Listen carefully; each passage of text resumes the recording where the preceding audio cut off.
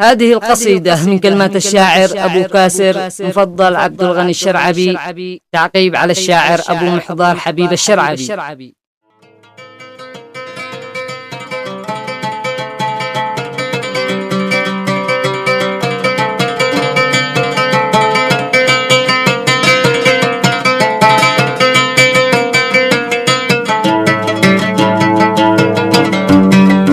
مفضل قال يا هاجسي هذا القافي والطرب، وانضمها وجيب القصيد وارسلها لكل الشباب. والليلة ناجيتكم والهجس عندي نشب، واخرج قافية برقها يلمع من تعزله وصاب.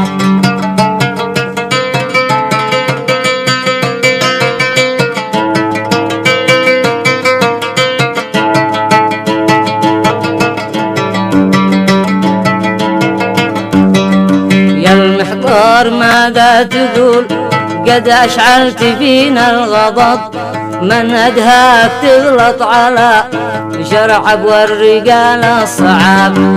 شرعب شامخة يا صديق واهل بالمعارك تهب، ما ترجع وكلا ولا أو تخشى نباح الكلاب.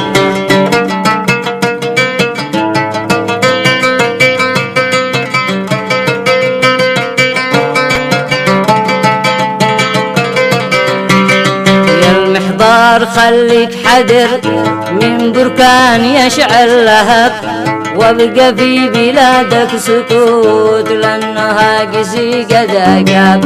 والليلة أنا قد نويت بفعل في أمامك نطب، في أنحاء مدينة تعز واصطادك مثيل العقاب.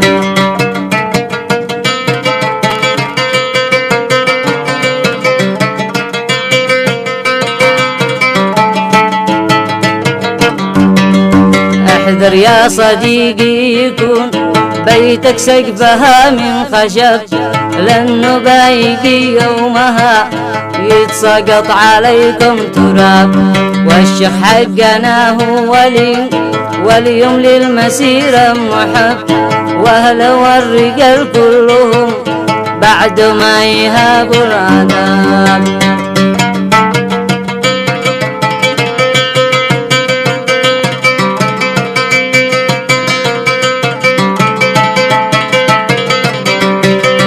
قايدنا وشيخ الجميع ما حد مننا قد قلب، جهزنا متارس لما في شرعب وراسة سباب. أنتم بعتوا المنطقة نفس البيع دي في حلب، لا خفتوا من الله بد بعتوها مثيل الكباب. يا حما على وجاهكم واللحيا وطول الشنب، قد بعتوا وخنتوا الوطن للأنقس وقلتوا صحاب.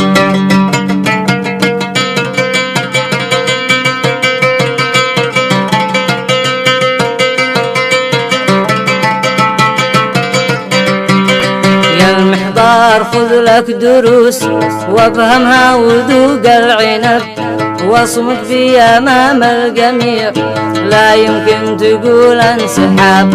والأنصار تدوس صعاب والكل محتزم بالقعاب، ما هم نفس حكامكم بتخضع وتلبس نقاب. والقايد يحيى سريع لا دخل تلابي بضرب، واستهدف جميع اليهود والدم اختلط بالخضاب.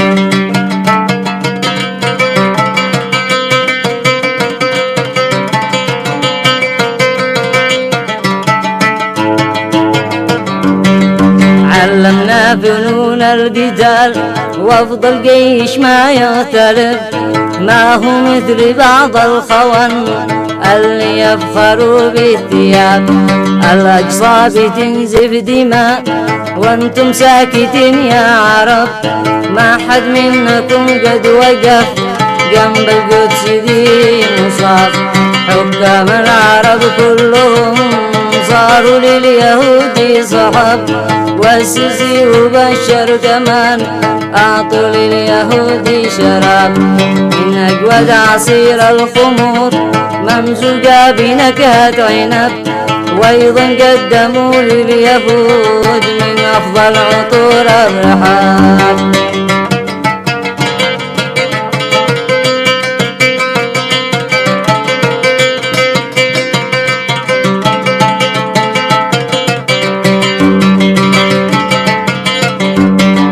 واليوم اليهودي ترامب بقوى لعبته قد لعب فوق الطاولة والحوار، واستولى وقال انتخاب. يكفي بس انه اليمن لا داخل تل أبيب ضرب، واعلن وقفته والجهاد، واشعل في اليهود ارتعاب، واشعل في اليهود ارتعاب، واشعل في اليهود ارتعاب، واشعل في اليهود ارتعاب، واشعل في اليهود